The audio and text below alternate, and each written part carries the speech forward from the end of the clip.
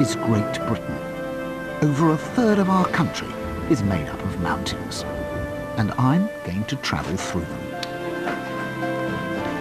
It's a journey that's going to take me across the peaks of Scotland, along the backbone of the Pennines, through the hills of the Lake District, and into my homeland, Wales.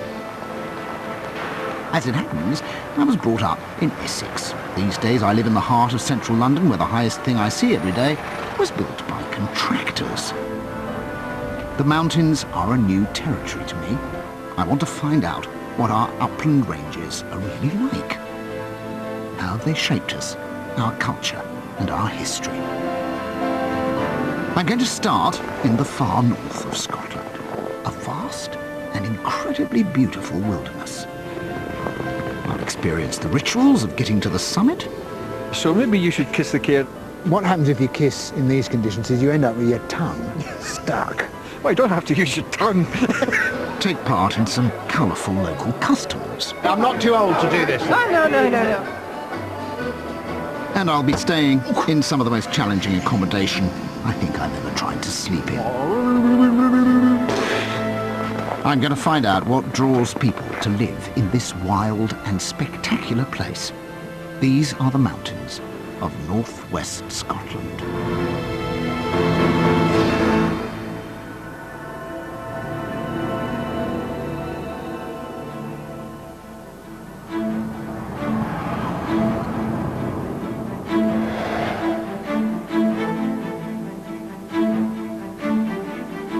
Am I really in the United Kingdom?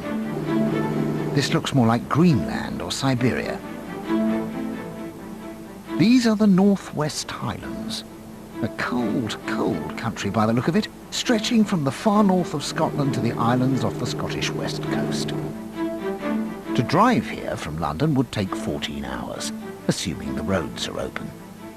No trains reach here, and it would be a very long way by boat. So I've made other arrangements. These hills are made even more black by such a heavy fall of snow. Man seems to have been wiped from the surface, and I have to trust my pilot's navigation skills to know that we've arrived. It feels like I'm being deposited at the ends of the earth. But those are definitely mountains over there, and this is all rather wonderful. Well, here I am at the northernmost part of mainland Britain, virtually the northernmost part. This is the Isle of Tongue in Scotland, and the Arctic Circle is actually closer than the south of Britain. I'm in a region called Sutherland, Britain's icy desert. In fact, it's only marginally more populated than the Sahara.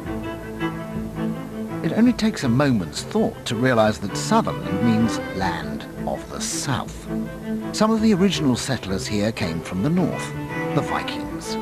Even then, they were looking for an escape from their own overcrowded country. They came here to explore, and so have I. I'm going to start tomorrow morning, somewhere over there on Ben Hope, which is 3,000 feet high, and then 41 feet on top of that, for good measure. Today, there's very little left of the Vikings, except for the odd place name. The village I'm heading to, Tongue, comes from a Norse word, tunga, referring to the tongue-shaped coastline. Luckily, since the night seems to be coming on, at about 3 o'clock in the afternoon, it's not far to walk.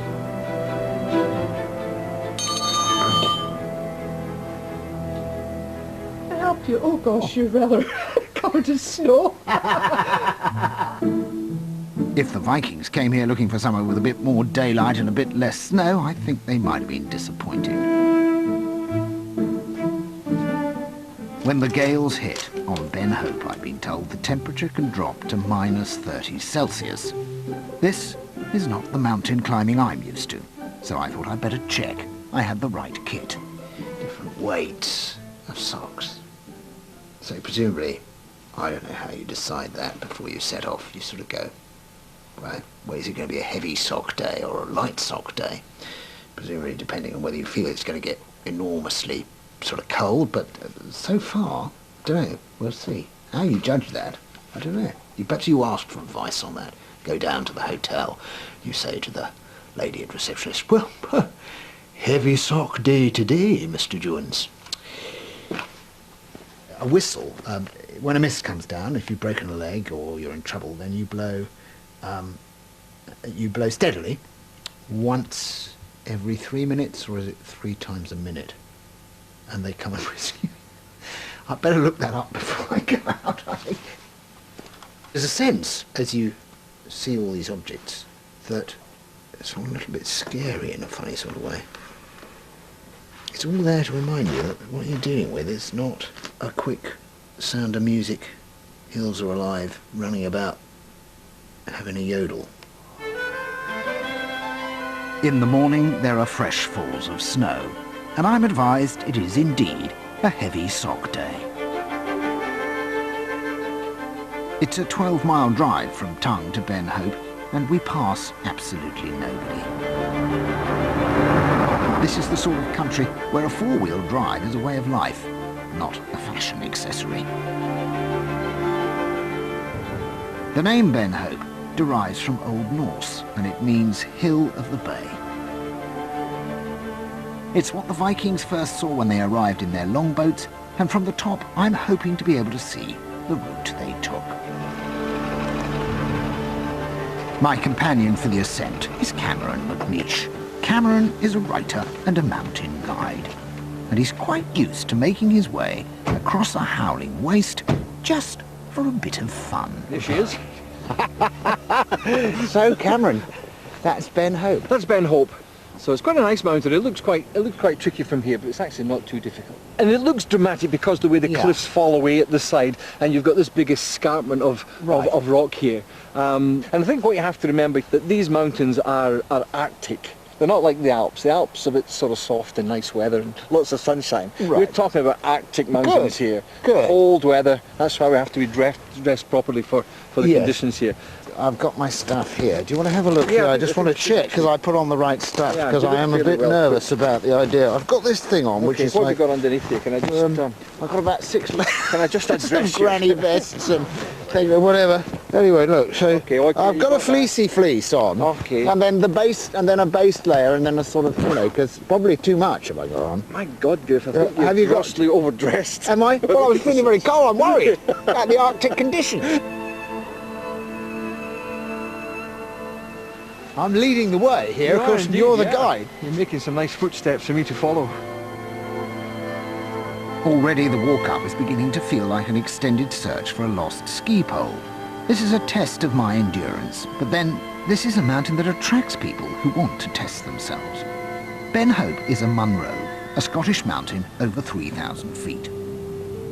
The Munros are named after Sir Hugh Munro, who catalogued them in 1891. Sir Hugh never actually climbed every one, but he spawned a new hobby. Ever since, people have been collecting them, like trophies or stamps.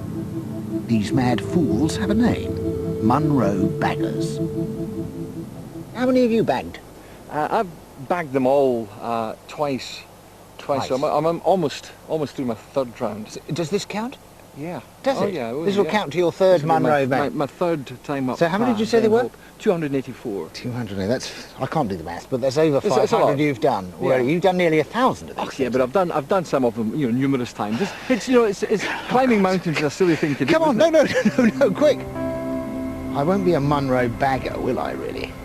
Well, I won't have bagged very many. Well, even if you bagged one, I mean, that makes you a Munro bagger. Does it? Yeah. Oh, so I can call myself a Munro bagger when I go into the pub. The first person to bag the lot was the Reverend A.E. Robertson in 1901. It took him 10 years.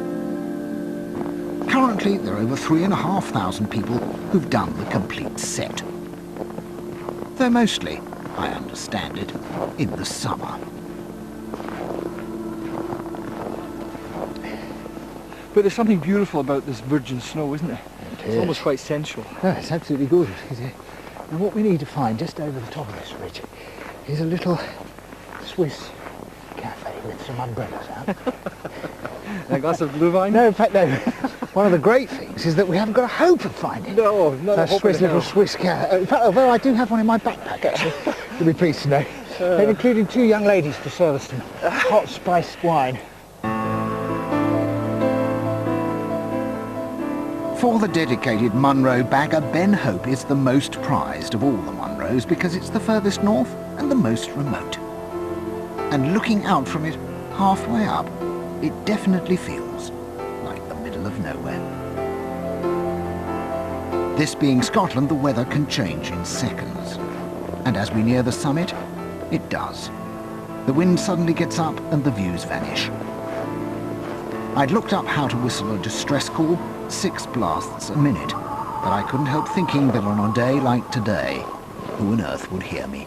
This is definitely the summit we're coming to. Yeah, we're I not so don't know, far. I don't believe you see, Cameron. Yeah, That's the well, trouble. honestly, we're about 50 metres away from it. I think you're taking the mickey out of me, mate. I'm kind of guessing now, I must admit. We could be anywhere. But I'm encouraged by the fact we're on fairly level ground and it Yeah. suggests a summit plateau. And also the wind's blowing pretty hard now, Right, which would suggest we're on the top of something. I see, yeah. It is, that's true. How will we know when we make it to the top of this There'll be a mountain? great big cairn, Right, and there'll be a thing called a trig pillar, right. an old trigonometrical point. Apparently the view from here is marvellous. Hey, there it is! Right! Good, good, good.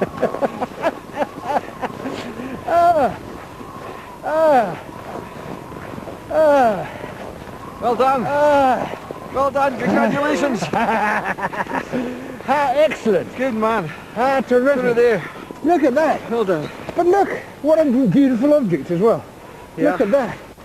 On a good day, Yeah. we'd look over in that direction Yeah. and see the Orkney Islands floating in the Pentland Firth. Good. Over that, on a really good day, we Yeah. might see Iceland. Good, how terrific. But I don't really think No, so. no, no, we look over there and we And can that see way, you've got Paris over there. you've and- got the whole of the UK behind you. Wow. Now listen, the first Munroist and Reverend E.E. Robertson, Yeah. when he reached his last Munro, Yeah. kissed the cairn and then his wife Excuse me. in that order. So Did he? maybe you should kiss the cairn. No, no. What happens if you kiss in these conditions is you end up with your tongue stuck. Well, you don't have to use your tongue. No, tongue or lips. I don't care. I just imagine that, the mountain rescue called in to say, emergency, emergency. It's a Griff mountain Rhys Jones is stuck to the tree point. Oh, enough. Now listen, we're only halfway through. We've still got to get Okay. down.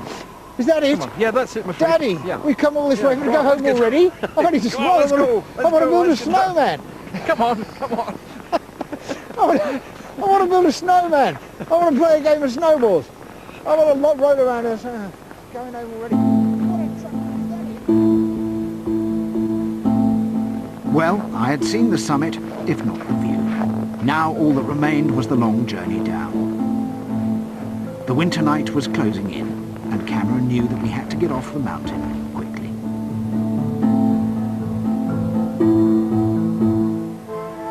The Vikings may be long gone, but there are people here somewhere.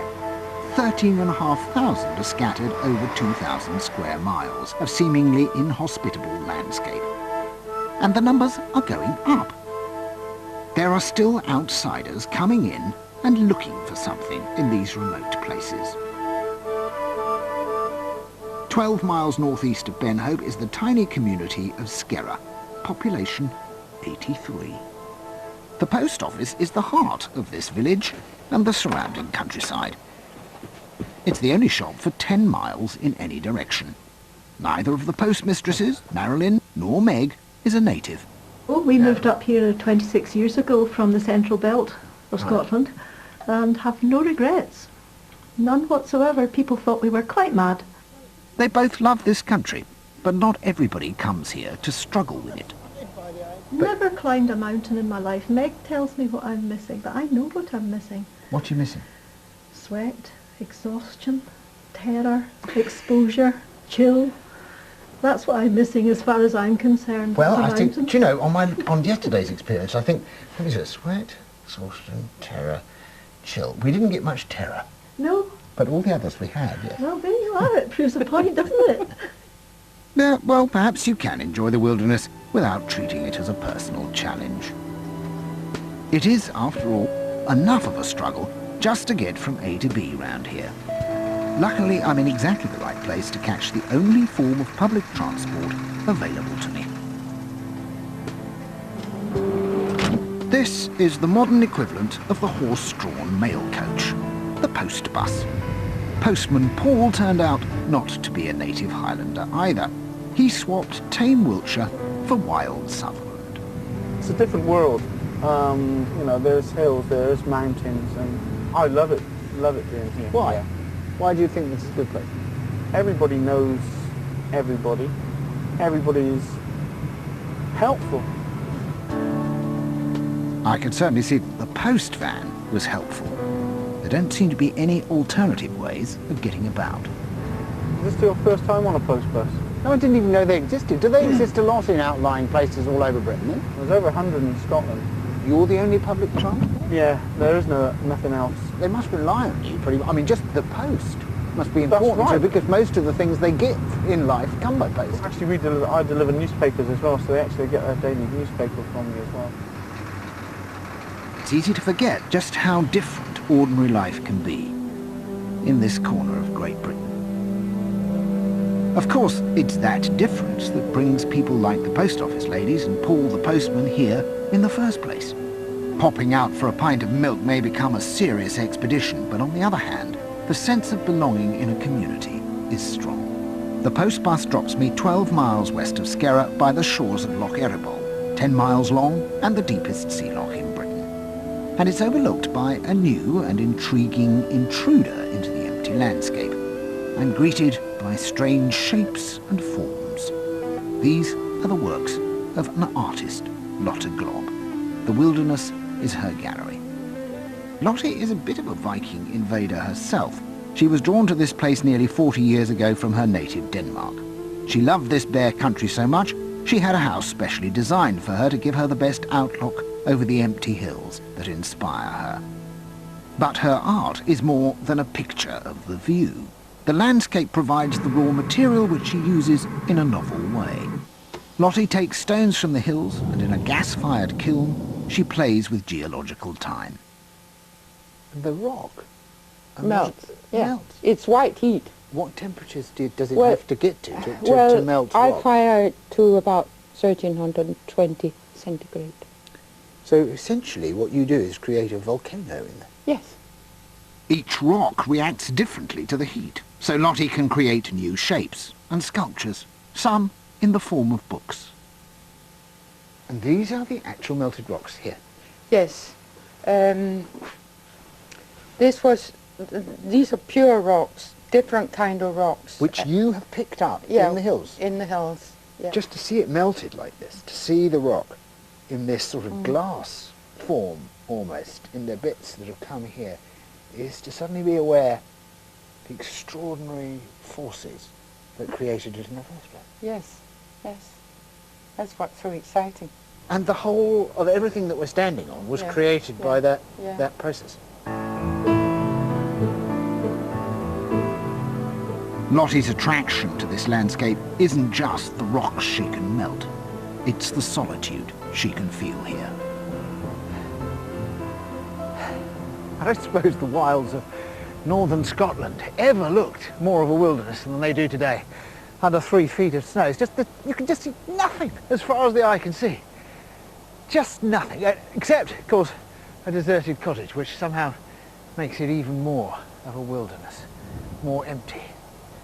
But it wasn't always the case. Nowadays, there are more people in 1 square mile of London than in the whole of Sutherland's 2,000 square miles. But the Highlands were once home to more than half Scotland's population. 14 miles southwest of Lotte's house is Loch Neva, and a sober reminder of what happened to them. This is Gramore, and 22 families used to live here. 117 people scattered in houses all over this hillside until the Duchess of Sutherland decided to clear them away. This was known as the Highland Clearances, a notorious moment in Scottish history. In the 18th century, landowners who presided over these wilderness regions began systematically evicting their tenants from the settlements they'd occupied for perhaps thousands of years. They replaced the Highlanders with herds of far more profitable sheep. The clearances started around the 1760s and continued for 100 years. An estimated 150,000 people were turfed out of their homes, often violently. A few stone ruins are now all that remain of their villages.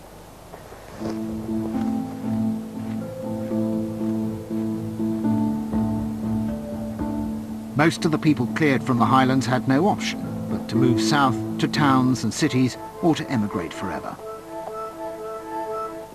Those who stayed were forced onto poor land near the coast, often remaining tenants of the very landlords who had broken up their communities in the first place. They had to scratch out a living from the land, and so crofting, low-level subsistence farming, began. Today there are over 17,500 crofts in the Highlands. Most are still tenants of landlords who own vast estates. But a few crofters are ringing the changes in these hills. One is Alan McRae. He farms a croft in Assynt, 24 miles southwest of the ruins at Grammore. Hello there. Hello. Can I get, is it all right to disturb you now? No, it's all right. I'm just good. going to feed some of the young beasts up in the fank there. Can I come with you? Aye, sure. This croft's been in your family for a long time. Yes, he has. My father and his father before him. Several generations ago, my forebears were cleared into Assynt here. Yes. And we've been here ever since. So run a small holding in this fairly tough sort of area, it means you have to work quite hard to be prepared. Well, it's a way of life, you know. I mean, we don't. I never consider myself that I work. You have to, but you have to like doing it. Yes. Otherwise, you wouldn't do it. Come on, cabbies. Now they'll come. Come on. Come on, you silly beast. Basically, if you want to live here, you have to turn your hand to a lot of things. And you have to do a lot to help yourself. You know, that's the thing. You cannot generate the kind of cash surplus that enables you to get people to do things for you. You've got to more do it yourself most of the time. Highland people have a deep commitment to this country, and Alan did do it for himself. 15 years ago, Alan led a drive to buy back land. He wanted the crofters to own their own property, not to be tenants of a big landlord. With 100 other like-minded men and women, he formed the Assynt Crofters Trust, which in 1992 succeeded in buying back 21,000 acres of their communal upland grazing. In winning the land, the Assynt Crofters have struck a historic blow for people on the land right throughout the Highlands and Islands. Since then, the Trust has built a hydroelectric scheme and several houses for the local community, and the primary school roll has doubled. Before I left, I went for a warming cup of tea above Alan's barn, which incredibly he built himself, brick by brick, over the last 20 years. Oh, I'm a great believer that you should stand on your own feet. I believe life is what you make it, and you have to get cracking. He has hot and cold running water, though no central heating that I was aware of. Alan's croft is pretty basic, but it's a life he believes in. For Alan, the emptiness of this country is not a blessing, but a curse. He wants to see more people here doing what he's doing. It's perfectly possible to put people back out there on the land. I'm quite sure of that. I'm quite sure there are people with the appetite to use it if they've got the opportunity. People like me who come along and say, I look at this place and think it has a certain beauty because it's so empty, what do you say to me? Well, I don't see that the future of the Highland people should be sacrificed to suit people like you. No, I don't. This is our heritage, and we need to hang on to it. I firmly believe that the crofters are the people best suited to protect the land up here. I came here with mixed feelings about what sounded a bit like a land grab to me, but I left totally won over by Alan's commitment and passion. People care deeply about this extraordinary hump-backed country. But of course the difficult land itself is a lot older than Highlanders and Vikings. And as I journey on south, it's time perhaps to go back further, to investigate the forces that created it. Not far from Alan's house, I'm told, there is a sacred mountain. Sacred not to the locals, Picts or Vikings, but to geologists. This is Suilven, and it's a Norse word meaning pillar mountain, and they could see it from the sea. The Vikings, they arrived and they used it as a sea mark. And all I know about it is it's 2,398 feet high.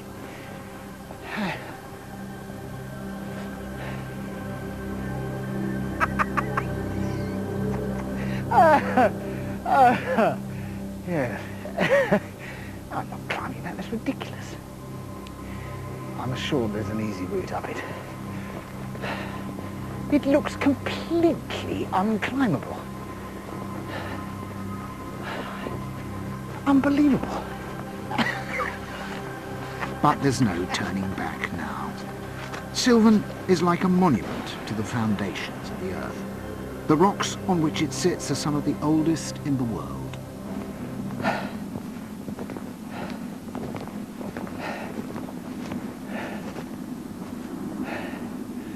Now, the other thing, of course, that's notable about Suilven is that it rises up out of an inaccessible wilderness of heather and bog.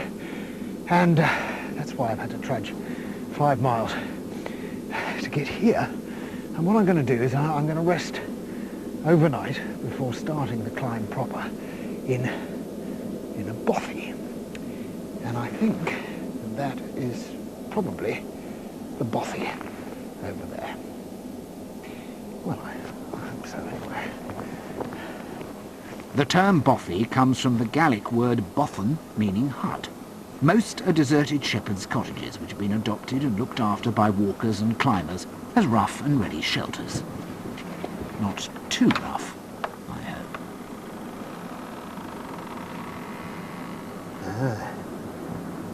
It's dark in here.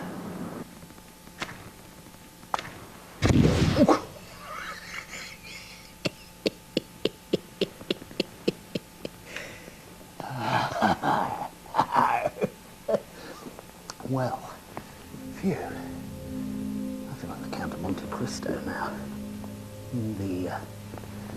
This is a night in the bothy. Bothy, that's right. That's good. Let's have a look around, see what we've got. I don't know if you can see that.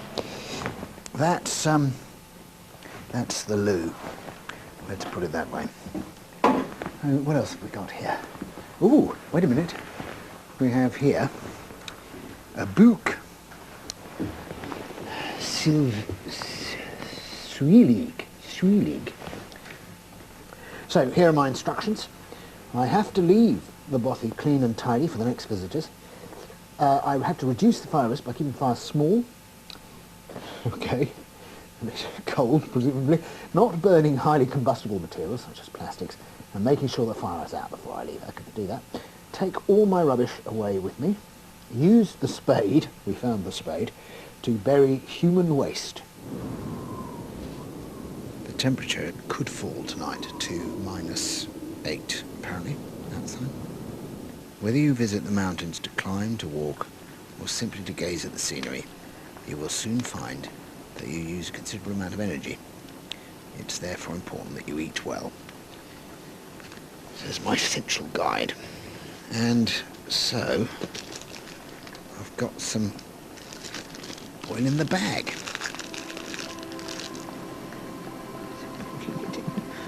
That's it. Get in. There we go.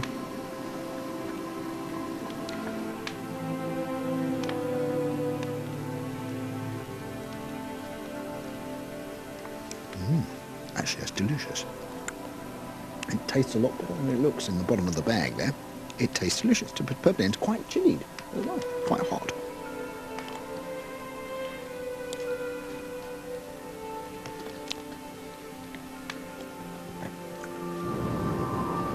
Suilven's incredibly ancient mass towered over me in the moonlight. I was miles from anywhere and anyone, and I have to admit, it felt rather magical.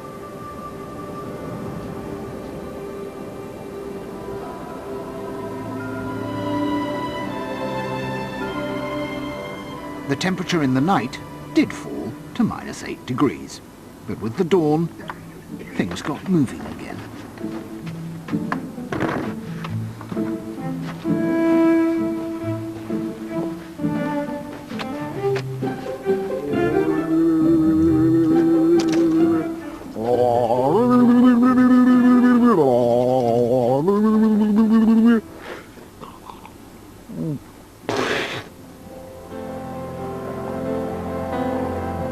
The morning light provided a crisp, clear view of the crest of Suilven. To help me understand how this startling mountain was formed, I'm going up with geologist Peter Nenow, who had an even earlier start than I did.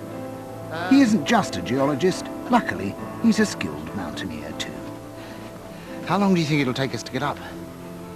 Probably about 2 or 3 hours from here. And you've done it before? A couple of times. But I've never seen the view from the top, so... It's rare. Cross fingers, it is rare. Is it? Yeah. The reason Suilven is so special to geologists is because you can see the layers of sandstone that make up the mountain mass.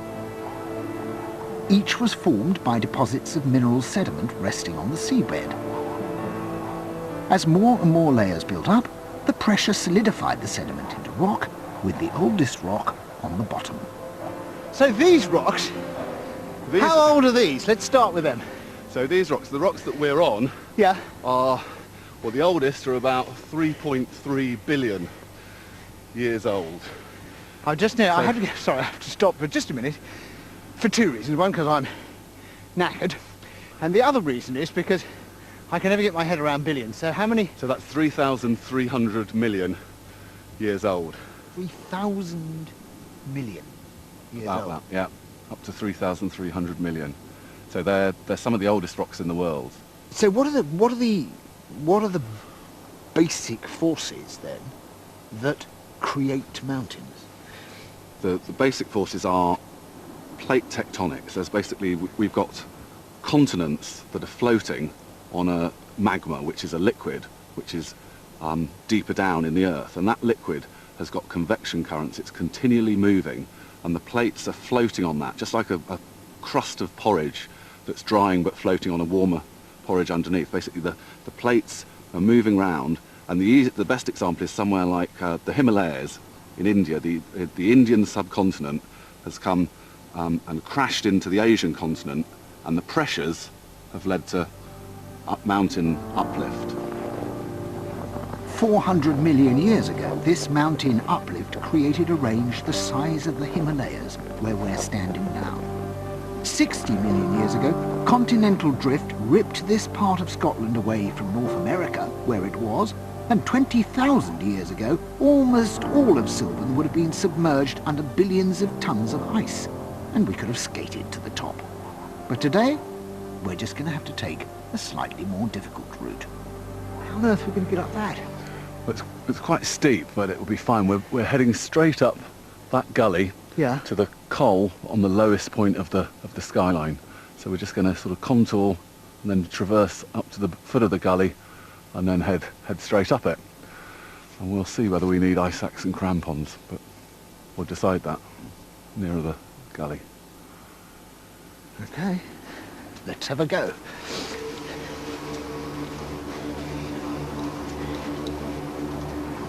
Eventually, Peter decided we wouldn't need crampons to give us extra grip. Instead, we kick into the steep snow slope, jumping ahead thousands of years in geological time with each footstep. It got steeper and steeper and more slippery. That is just amazing.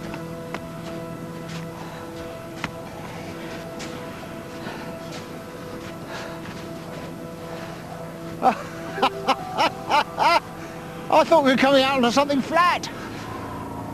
That is extraordinary. So, we still had a bit to go.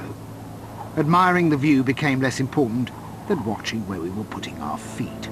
One slip on this icy metre-wide path, and there will be a 1,000-foot fall back the way we'd come.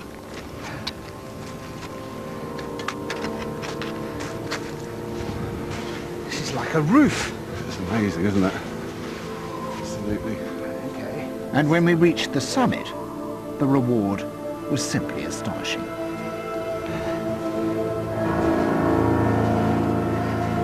Not bad, is it? No, I have to admit, I had the jitters from that last bit. My knees went weak and trembly, and I'm not sure why they went weak and trembly. Because of the beauty of the view, or because of the effort of clambering up here through the snow and ice. But what an extraordinary vision. And it's a vision created by immeasurable natural forces. This landscape has been made, as it were, by what you specialise in, which is glaciers. The final sculpting, has been created by glaciers. When Britain was covered by an ice sheet, part of the ice sheet, the northern extent, came flowing out here, eroding, removing the sandstone. And Suilven, supposedly, is a line this way because of the way the ice has flowed around it. That's meant to be, so the ice has been gone on flowing either around side it of and, it, streamlined it. out. Just being up on the shark's fin of Suilven was a unique and enthralling experience. It slices out of the wilderness and tells its story through its own extraordinary shape. What we need now is either a helicopter... Paraglider. Paraglider. You could just One between two. jump off.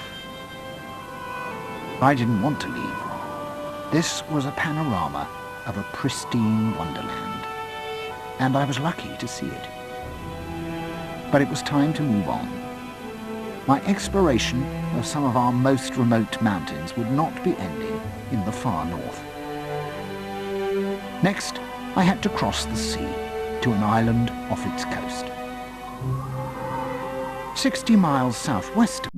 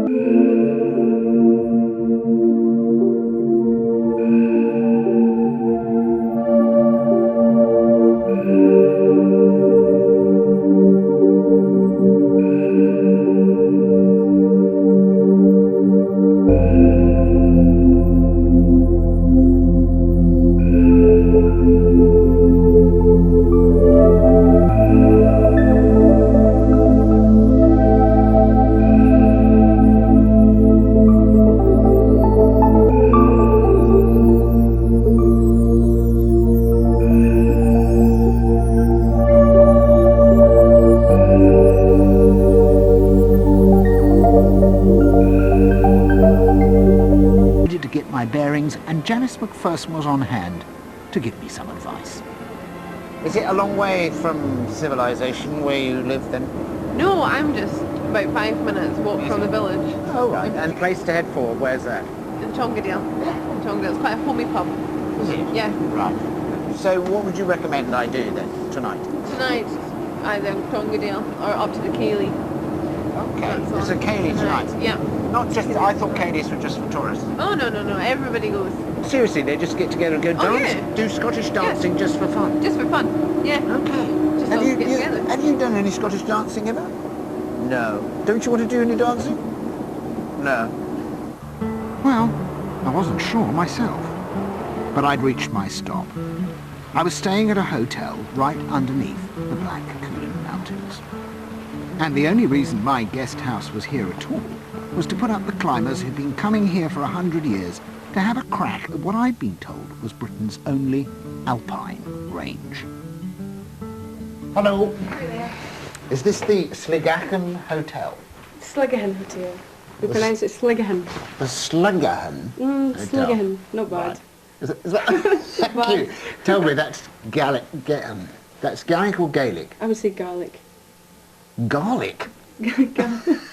What, like in the tuba? Or Garlic. The garlic. Garlic. Okay, fine. Well, I have a room. You certainly have, upstairs, yep. I believe.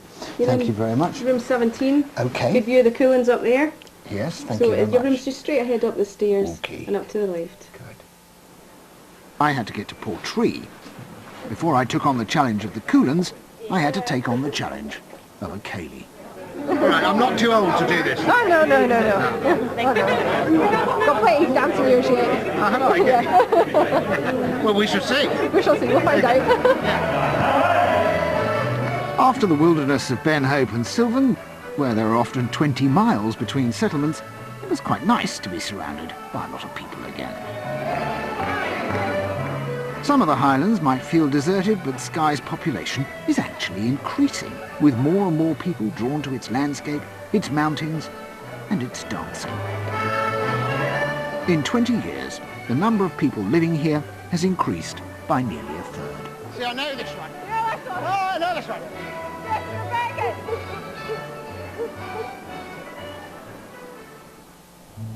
Too early the next morning, I had an urgent appointment just north of the hotel.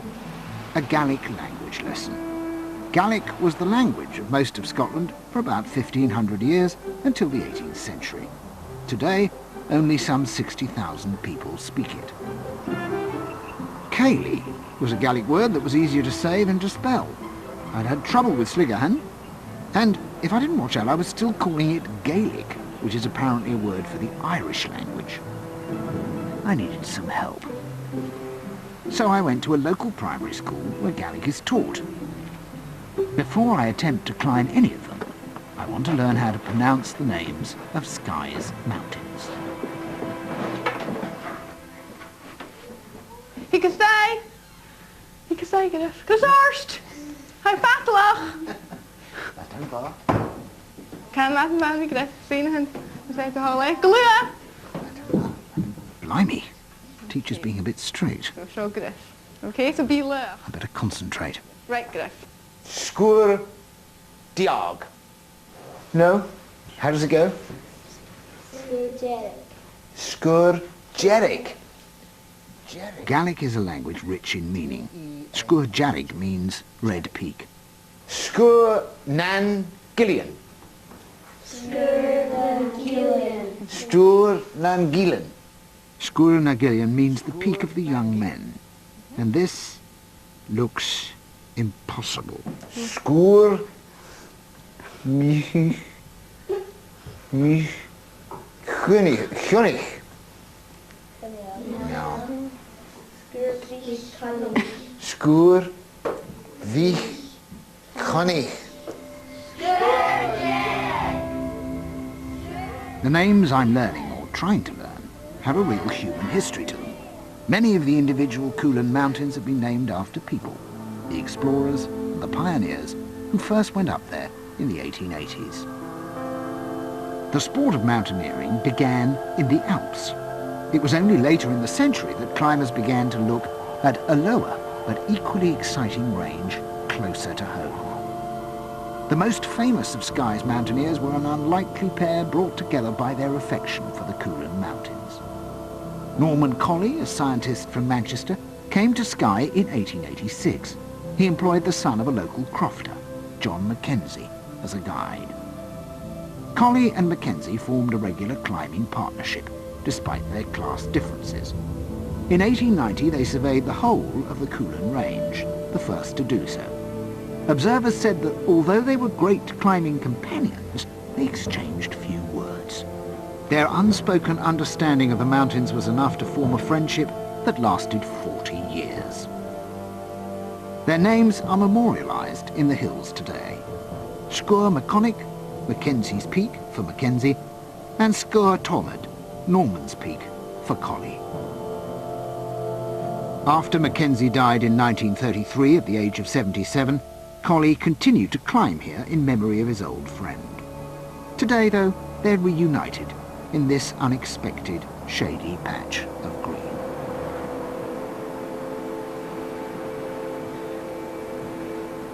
In the end, Colley asked to be buried next to Mackenzie, the mathematician, and the shepherd. I don't know whether Mackenzie ever really understood the extent of the affection that Colley had for him. He was always known as a rather self-contained man, and the graves are made of stones from the Cuillin, which they first explored together. The mountains may often have been named after the men who climbed them 125 years ago, but they belonged to someone else. In fact, they still do, though perhaps not for much longer. The Cuillin Mountains are up for sale. If you're bold enough, you can go into an estate agent in Edinburgh and get yourself one of these. This is the brochure for the Cuillins. Entire mountain range for sale. 14 miles of coastline, and crucially, 11 Munros, separate Scottish mountains over 3,000 feet, and 9 additional tops over 3,000 feet. And then in very small writing here, your attention is drawn to the important notice. It says, viewing strictly by appointment. So under no circumstances you're allowed to pop and have your own look at the mountains, even though apparently you're quite free to climb them any time you like. It's recommended by the estate agent that you take one of those short men in a pinstripe suit with alligator shoes and tottering up the path. Here's a picture of a peak, and presumably they're thinking, well, this could be you. Or whether it's to encourage you to think that you'll be able to stand on the peak over here and shout at them, get off my land! This is no privately owned, these mountains. It's a very lavish offer. But as yet, they have no buyers. The Cuillins are the property of the Clan MacLeod, who continue to own the mountains that were once part of a territory which covered more than half of Skye. They also own this rather imposing piece of property, Dunvegan Castle, built 850 years ago as a fortress when rival clans, huge extended families, had bitter neighbourly disputes over this island. Today the castle is still home to the chief of the clan, John MacLeod. Of course, it was designed to be impregnable. So how on earth do I get in it?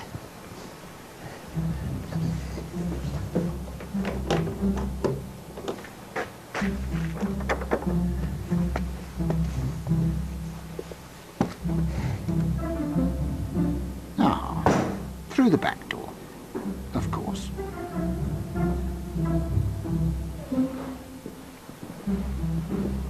Oh, hello. Hello. My name's Griff. I've come to see the chief of the Clan MacLeod.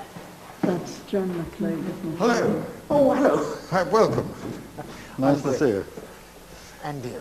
Now, I believe you're going to be able to show me around the castle? I'm going to show you around the castle if that's what you want to see. That's what I'd love to see, thank you very much. And explain a little bit about the Cuillins as we go. Okay. Is that right? I'll try. Good, thank you very much. Yeah.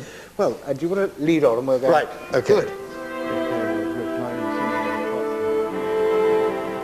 The castle is one of the major tourist attractions on the Isle of Skye, and the whole house is like a picture book history of the island. Originally, the MacLeods held the south, and their bitter rivals, the MacDonalds, the north. The MacLeods are certainly not incomers to Skye, or at least not since the 1260s. Here, your ancestors surround you. What number clan chief are you? Number 29. Chief John is descended from Viking royalty. A son of King Olaf I was clan chief number 1. That's quite a good sort of lineage to be able to look back on, isn't it? Bunch of savages. This is a terrific outfit. That was when the tartan was prescribed. People weren't allowed to wear kilts. So that's a vaguely That was Scottish against the law. outfit. That was against the law. So that was his invention. He was a dreadful fellow. He was Was an he? awful man. Yes, he was the wicked man. Very beautiful portrait. But he was reputed to have murdered his first wife in the dungeon, who was this MacDonald lady. But he was a real bad hat. He really was. He was a wicked man. But I do like that wall of paintings. The Coolans have been MacLeod land for 850 years. They are the dominant feature of what is left of the clan's territory. I wondered why John MacLeod would ever consider selling them, but then he took me on a guided tour of the East Wing. This is the part of the castle that tourists don't see. This is where his visitors have to stay. And my guests were sleeping in this room, and then in the morning they told me they had to put up an umbrella in the middle of the night when they were in bed. This is this room. So the roof... it's dripping on me here. So the roof has... Sorry, come in. The roof has gone. The roof is, yes, this roof is completely gone. And how much of the castle is in a dilapidated state? The degradation is something that's seeping through the walls, and it's really castle-wide.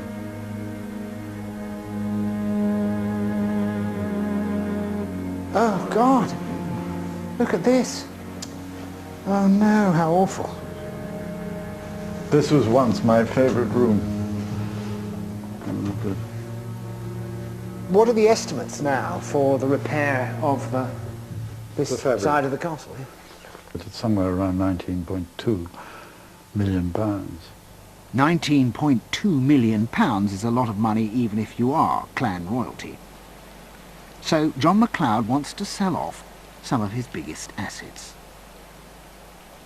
You decided 5 years ago, or thought 5 years ago, that you could raise some money to pay for this by selling off some of the coast. That's the only bit of land that we have left.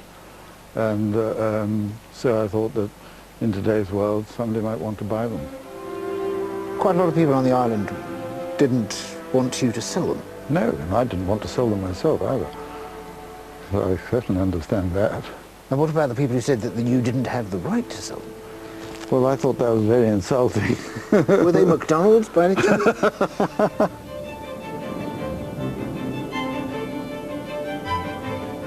On consideration, I don't think even a rival clan is going to take on this land now. What sort of a brave heart would step forward to buy them? They're part of the identity of Skye. There are many on the island who strongly object to the idea of putting them on the property market. As for me, having learned about their history, how to pronounce their names, and now the intentions of their owner, it was time to make an appointment to view. There are 11 Munros making up the massive serrated horseshoe of the Black Coulee. The terrifying jagged ridge, the longest in Britain at nearly 7 miles, provides some of the most difficult climbing in the country. Climbers love the crazy Coolans. Apart from the deadly drops, narrow gullies and exposed pinnacles, the magnetism of the rock means navigating by compass is dangerously unreliable. I'm going to try to tackle one of the central peaks, Bruach na Frithe, which means the slope of the deer forest. And like the pioneer Norman Colley, I've taken the precaution of enlisting some local guides. Ewan McKinnon, Paddy Stevenson and Sarah Kay walk and climb here almost every week. Ewan's the local electrician and seems not to have noticed that it's freezing cold and there's a strong wind blowing. I feel a complete southern softie in my waterproof shell. The names of the new pinnacles, the ones I haven't learned so far, seem to want to tell me something. This is Ambassador. Ambassador, what does that mean? The executioner. I don't know how it ever got the name. Well, this is a dangerous ridge. People fall off this. Well, it takes quite a few casualties. Does it? Yes. The forbidding mountains get their name, the Black Coulee, from the dark Gabbro rock. It's loved by climbers because of the grip it allows, but it doesn't make climbing on Gabbro entirely a cakewalk. You've got to watch out for the patches of basalt. Within it, there's loads of basalt dikes that have intruded up through the Gabbro, and in the wet there, they can be dicey. So you're going along thinking so the basalt is super grippy Gabbro right beside super slippy basalt. So and again, that basalt is very shattered in places, so as well as being slippy, you think you've got a nice hole and it'll just come off in your hand. So you do, yep. Painting a lovely picture, aren't you? No, you're not. I'm feeling more confident all the time. At least the wind's died down. We seem to be walking up into God's building site. The rock has been shattered and heaped into piles of gravel by the ice and the rain, and most of our journey is sheer, unending trudge. I'll tell you what I'm finding though, Paddy, is that the business of climbing a mountain is mostly looking at your feet. Yes. That's what you do. You just spend a lot of time checking that you're not going to stick your foot on the wrong bit and fall over. Yeah, it's quite important to look where you're putting your feet though. Every now and again I think you should stop and look back. Look at that. Yeah, that's what it's all about. What's that one called there, that sort of sugarloaf mountain? That's Glamig. What we were climbing was even more impressive. The massive rock formations dwarf everything around. These may not be the highest mountains in the world, but the way they rise straight up out of the sea gives us an overpowering perspective. We dominate miles of Scottish wilderness. Sun and lying all over the island and the water. Look, Bracadale over there. Except here. We've lain under a dark cloud all the way up, which sort of hides the very top of the Black Cuillin, aptly named, I think. But look at this. But the summit was still an hour away. The higher we climbed, the closer we seemed to get to the heart of the Cuillin.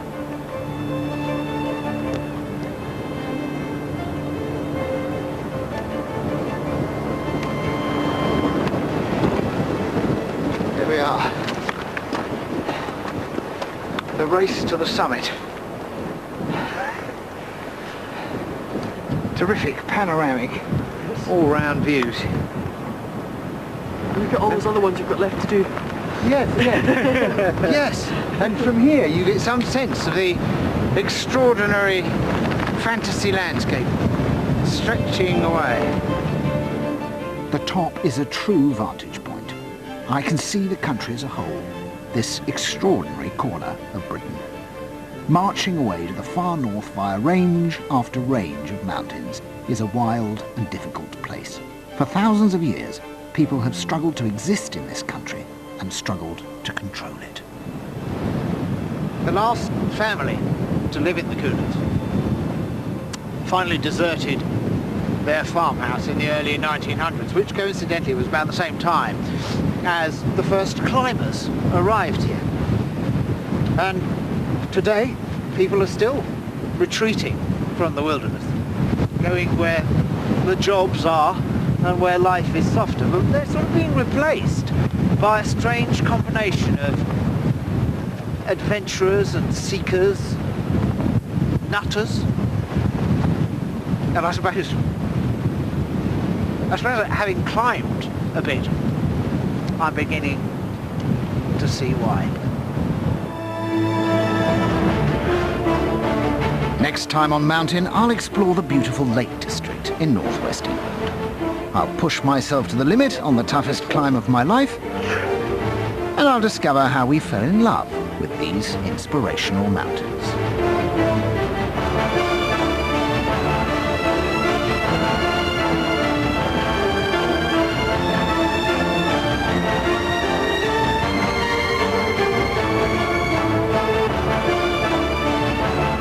Join Griff next Sunday at the same time, 9 o'clock, here on BBC One Scotland.